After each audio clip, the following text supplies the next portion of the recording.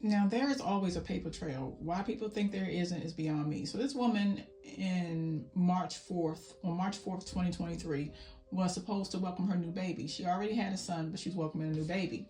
Now, a 26-year-old Ohio mom was in the late stages of her pregnancy, and she was scheduled to be induced later that day. But instead of celebrating, the police said tragedy struck when around 4:40 a.m. she was unalive. Now, her 6-year-old was the one who discovered that his mom was no longer here.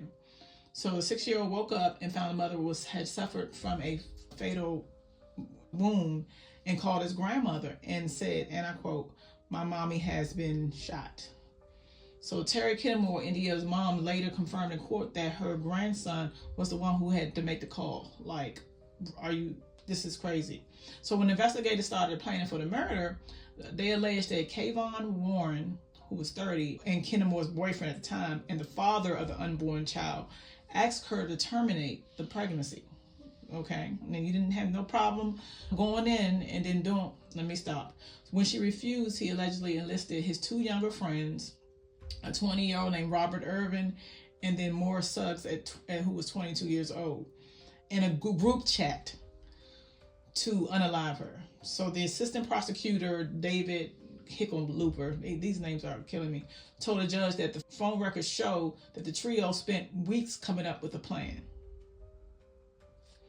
Just hours before the induction, the investigators say Kenmore was scheduled to be induced and then was unalive, and Hickenlooper argues the evidence indicates that Warren wanted her to terminate the pregnancy. He even said it. So this is what I'm saying. So you didn't want to have a baby because you probably didn't want to have child support, but now you want to risk staying in prison for over half of your life, if not more.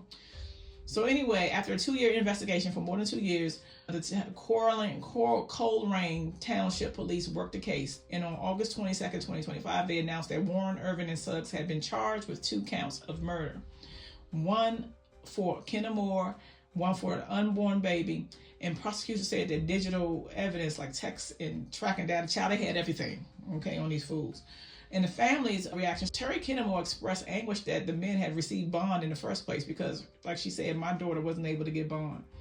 So this case is still being worked right now. As of the latest reports, on August 25th, 2025, Warren and Irvin remain held on bond. Suggs is in prison for other charges, but all 3 are facing for unaliving. Y'all, as a writer, this is so ridiculous. You think you're smart and you're not, and now look.